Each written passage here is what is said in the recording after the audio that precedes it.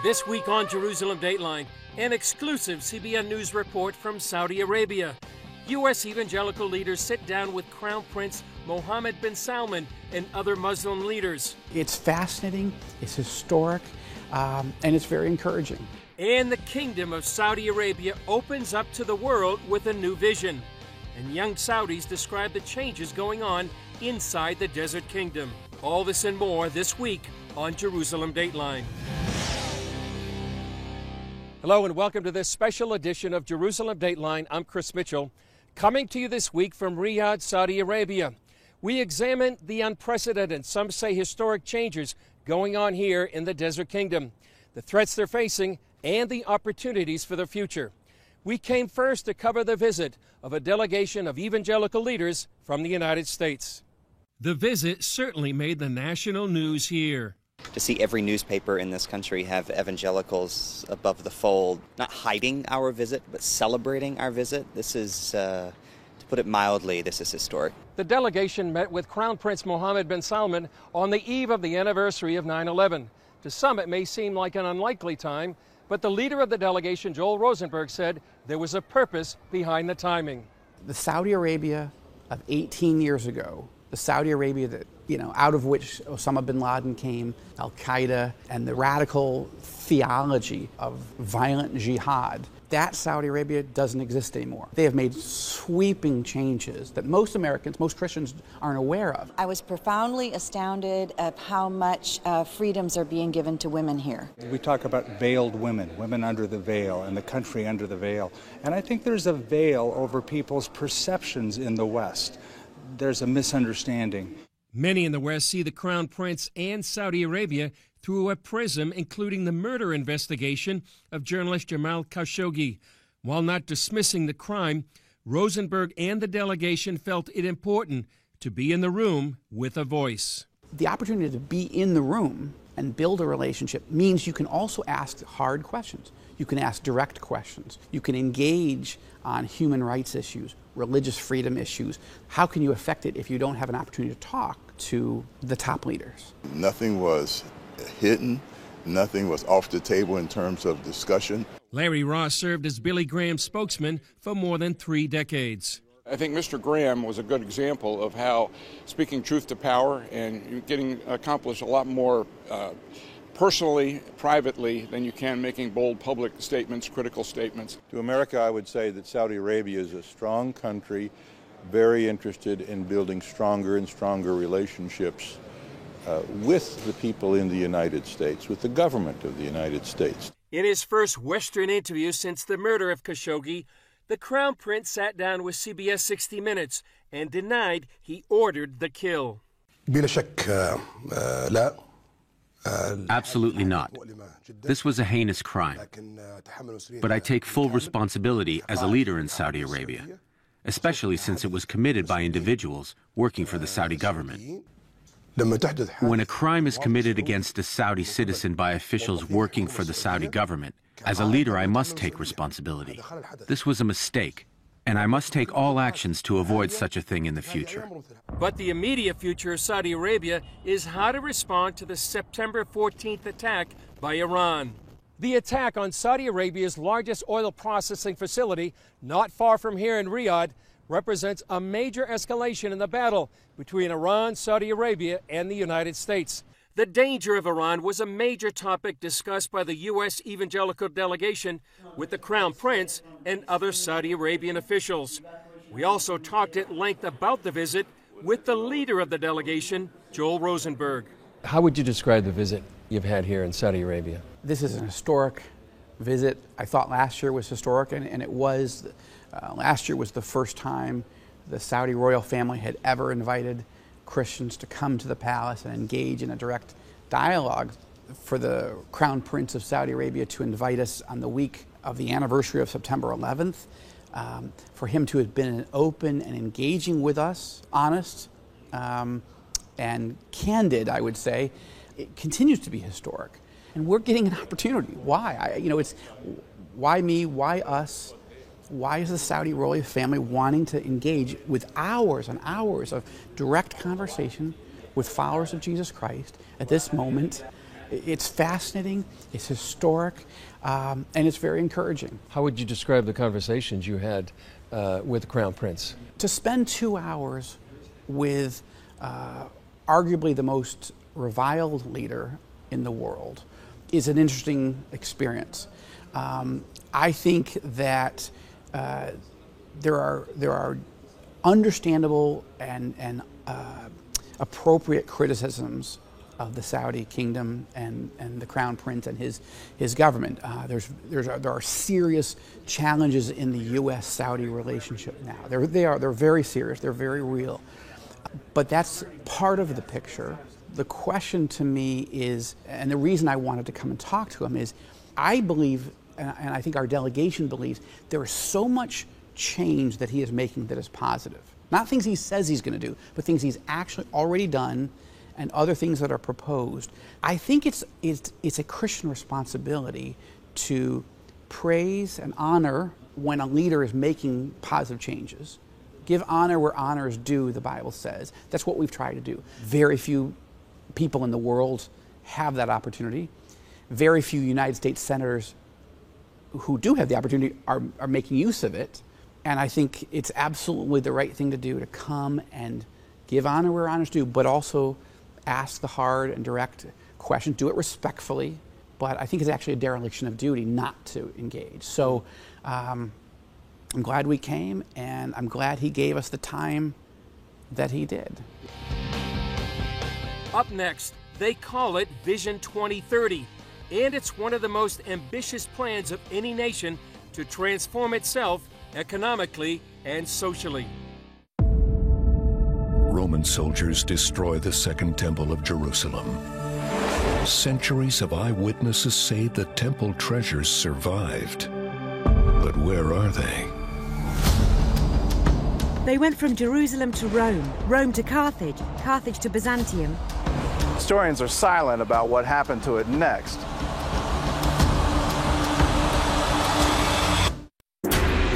CBN Documentaries presents the worldwide release of Treasures of the Second Temple. So does it still exist today? A story of mystery. Where is it? Calamity. Most of the victims were butchered. And destiny. The possibility to dig is impossible. Get your copy of Treasures of the Second Temple. Yours for a gift of any amount to CBN Documentaries.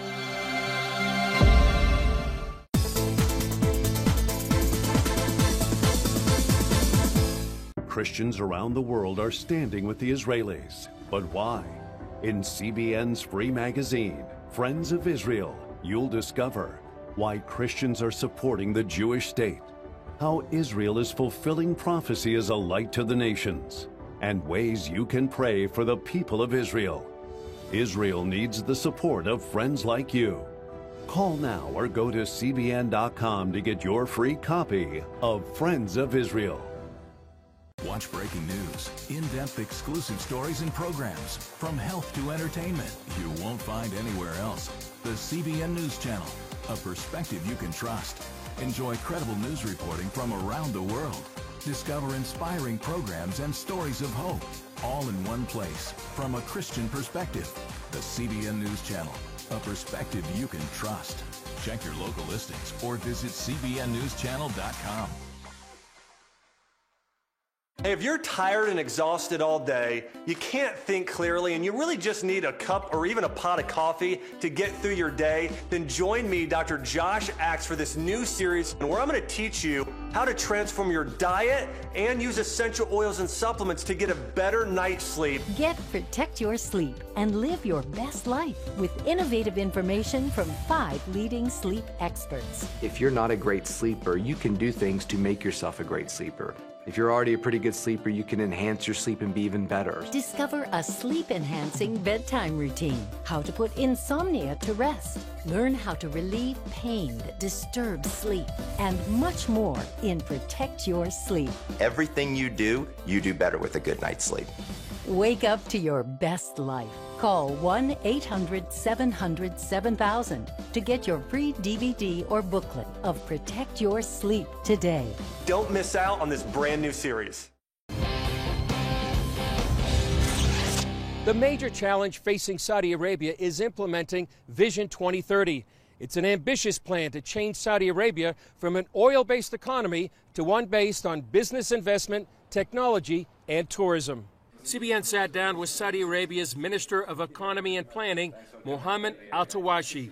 Can you describe for us what Vision 2030 is? The Vision 2030 is basically unlocking this potential of Saudi Arabia, diversifying away from oil, having a sustainable, growing economy, engaging the private sector, creating sustainable jobs for the locals, but also having a regional responsibility and a global responsibility as a good citizen of the world.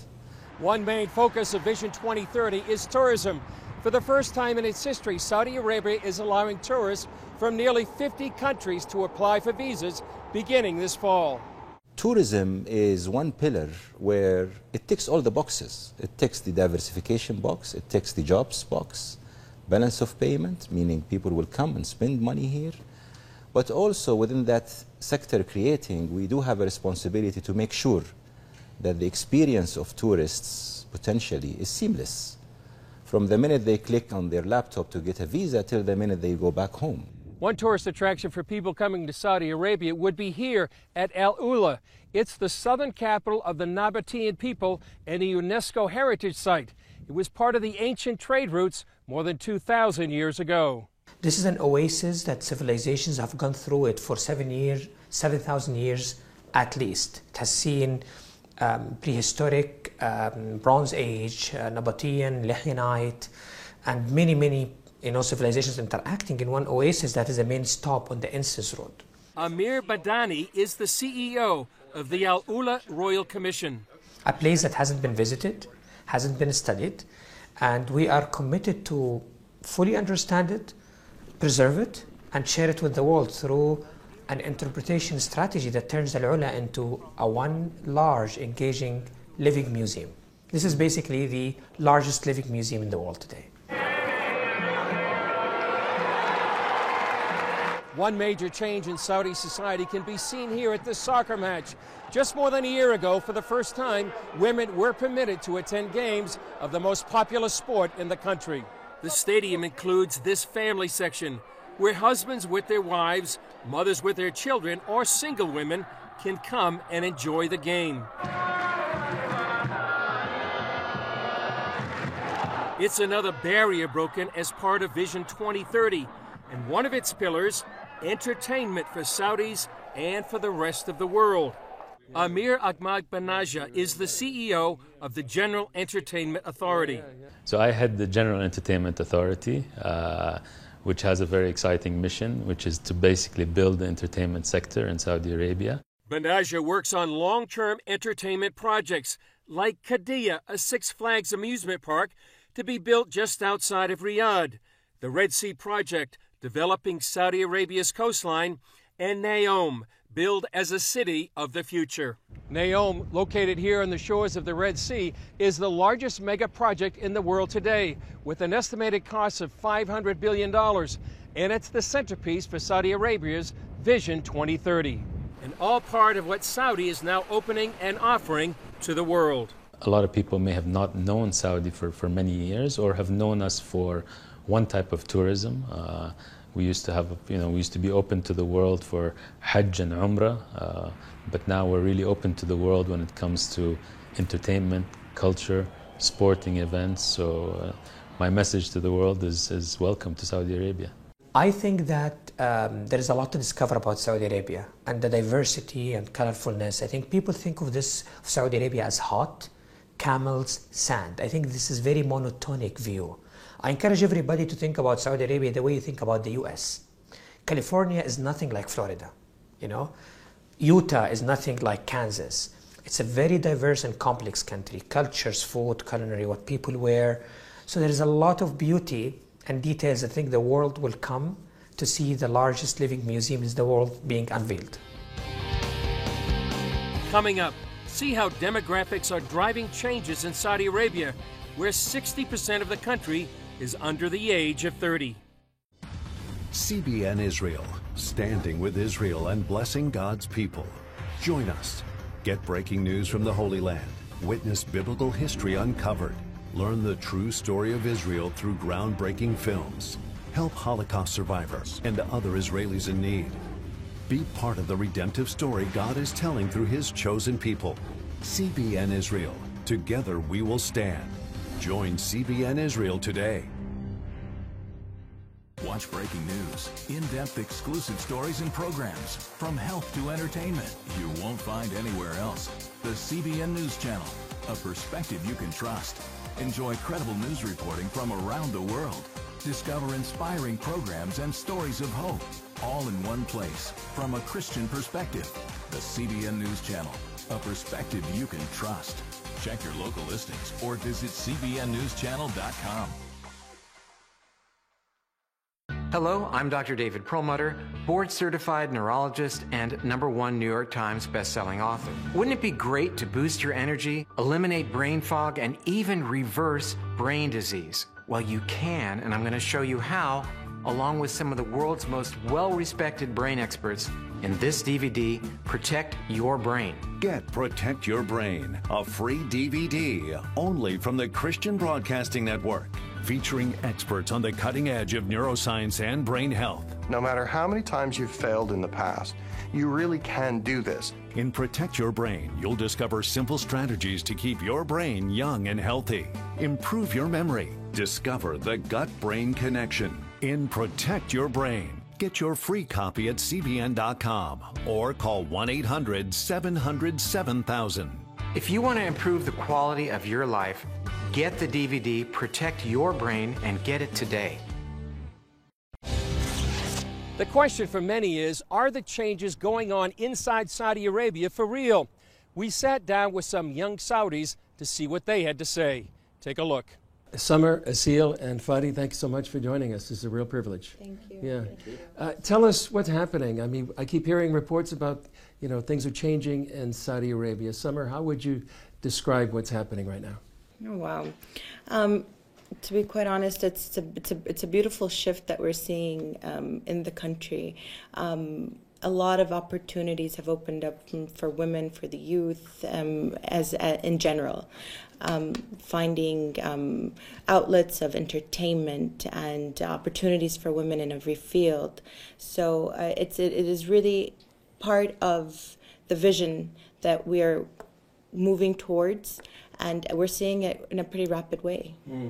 Would you say this is all part of 2030, the Vision 2030? Absolutely, absolutely. And what's nice about it is you find every sector in the country kind of aligned with that vision, where their aim is to get there, and they're opening up all those opportunities for everybody to kind of move in that direction, and that to me is very exciting.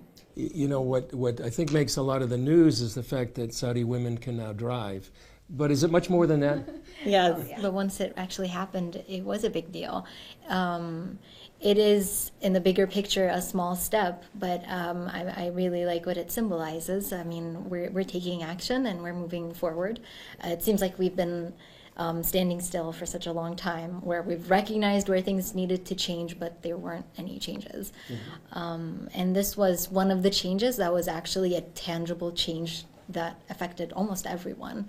How would you describe some of the other changes going on, and what are those changes? So other changes, like someone mentioned, other than driving, there is a lot more outlets for entertainment. There is a much more, it's not the entertainment itself, it's the shift towards being more understanding and open to different ideas. We have been such a sheltered community for such a long time. I can tell you it's not just entertainment. Saudi has opened to the world, and that's amazing. We have amazing opportunities to offer to the world, and things that we want to share. The whole change now in Saudi is telling the world that Saudi is a global citizen, and as a Saudi citizen, I'm a part of this world. So I want to see us able to do commerce, have trade relationships with other nations, and welcome tourists to our country and show them what we have. The change we have right now is literally showing it, because with this openness, we're open. We have our arms open, and we ask everybody to come and see what we have, because judging Saudi before was only through media. And just getting your news or your perspective through media is not fair. So sometimes you need to go and see. And what you're doing is a great job because you're telling people what we have here. We have a lot of open-minded people who are welcoming for the world to come and enjoy what we have and learn more about our culture. We have something unique we want to share, we want to offer, and we want to learn from the world too. So it's not just us trying to share what we have. We want also to learn from the world. And the whole change right now, women driving and entertainment, these are the most visible things. But when you look at it, it's not just that. It's more of economical, geopolitical change that is very important for the region. Do you see yourself and as sort of a bridge, a generational bridge between what was and what will be? Yeah. I think we call ourselves the good people. We call ourselves the good people generation. It's a joke. The generation of good people. Yeah, the generation of good people, because we went through two changes, and that's like we understand both sides. So when we go to our parents, we tell them, "Don't worry, it's gonna be all right." And then we look at the younger, who are like just like now, 10 years old, 12 years old. We say like, "Oh, you're lucky." So like we have this. We're in the middle, and we're trying to make the best out of it and lay the way for the younger generation too. Those simple things that actually make a difference, to be able to have the choice of wearing a headscarf or not, covering your face or not. These are all stuff that you know, in some people's eyes wasn't there before, but today it's more of an opportunity of freedom of how you want to wear it, how you want to look. And so I think in that aspect, it's a completely different shift. We did mention driving, but we also should mention being able to travel without guardian's permission. That's a huge step, having that choice to travel. Fadi, do you think in some ways this is demystifying the Saudi young people and population to a world that might have their own perception of what Saudi Arabia is like? Saudi is a lot of things, and I don't know how I can describe it, but it's an evolving nation. It's a young nation that's growing. Summer, say you're in Kansas City, in the middle of the United States, and you meet some young Americans there at a Starbucks. What would you tell them? Come visit us. You can now get your visiting visa, as opposed to before you'd had to be invited to come to Saudi. Today you can get your visa and come see what we really have. We have beautiful oceans, we have beautiful deserts, we have amazing landscapes that one should come and see. Now instead of going to a concert in Kansas, you can come and see that artist here in Saudi. So I would invite Americans to come and see for themselves what Saudi Arabia is and who we really are. Well, Fadi, Asil, and Summer, it's been a real joy to be with you and hear about these historic changes going on in your country. We appreciate your time. Thank you for being here. Coming up, what does the Bible have to say about Arabia? Find out when we come back. Prophecy thousands of years old. We were called to be a light to the world. Being fulfilled today. Discover how. Get to life. Call 1-800-700-7000. We consider it our duty to reach out and help others around the world. For a gift of $10 or more, you can own the acclaimed CBN documentary To Life. Just call 1-800-700-7000 or log on to CBN.com. To treat a human, no matter what he is, which religious he have, which color he is. This is what I'm doing. See how the people of Israel are fulfilling prophecy. History is being written, and I want to be a part of it. By sharing their knowledge. In Africa, in Asia, in South America, in East Europe. And their love. This is how we work. This is us. Get to life. Call 1-800-700-7000 or log on to CBN.com. How'd you like to get a redo on your health, on your body, on your arteries, so you could have the energy you had 20 years ago? The great news is you can. I'm Dr. Mike Roizen, chair of the Wellness Institute at the Cleveland Clinic. I've written 4 New York Times bestsellers. But even better than having to read all that, you can listen to this DVD and watch it. Protect your heart? Yes, you can. Here's how. Go to CBN.com or call 1-800-700-7000 for your free copy of Protect Your Heart. Let the medical experts show you their new discoveries on how to avoid heart disease and even reverse it. Easy steps to uncover the hidden dangers in your medicine cabinet, reduce stress, and get a complete do-over for your health. Call 1-800-700-7000. That's 1-800-700-7000. Or go to CBN.com to claim your free copy of Protect Your Heart. You may not realize it, but the Bible contains nearly 150 references to Arabia, from the Queen of Sheba in the Old Covenant to the Apostle Paul in the New. In the book of 1 Kings, the Bible records, "Now when the Queen of Sheba heard of the fame of Solomon concerning the name of the Lord, she came to test him with hard questions. She came to Jerusalem with a very great entourage, with camels that bore spices, very much gold and precious stones. And when she came to Solomon, she spoke with him about all that was in her heart. So Solomon answered all her questions. There was nothing so difficult for the king that he could not explain it to her." This woman from the Arabian region, at the wisdom of Solomon, the reputation of Solomon, and the peace and the kingdom and the temple and his wisdom, she left on a long journey with a whole caravan of camels to offer gifts to Solomon. And when she got there, she said, "You know, I couldn't believe what I was hearing until I saw it with my own eyes." And then she said, "The half was not told to me." And she was overcome, and she said, "Oh, how blessed are the men who serve you. Oh, how blessed are your servants who are among you and can hear the wisdom." And then she added that it must be God, the God of Israel, who has put you in this position of power. After Paul's Damascus Road experience, he wrote in the book of Galatians, "Neither went I up to Jerusalem to them which were apostles before me, but I went into Arabia, and returned again unto Damascus." Maybe overlooked big example of the significance of Arabia in the Bible is the Apostle Paul. The Apostle Paul dramatically comes to Christ, as we all know, on the road to Damascus. But almost immediately, the Holy Spirit tells the Apostle Paul not to go to Jerusalem, but to go to Arabia for 3 years. This is where the Apostle Paul grows in his faith, processes all that Jesus is teaching him against all that he thought that he knew from the scriptures. And after 3 years in Arabia, he becomes the greatest apostle that the world had ever seen. During our visit here to Saudi Arabia, we joined evangelical leaders from the United States. We met with young Saudis.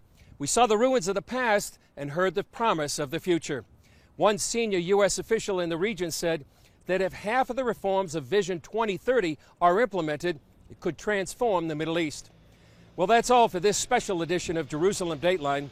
I'm Chris Mitchell reporting from Riyadh, the capital of Saudi Arabia.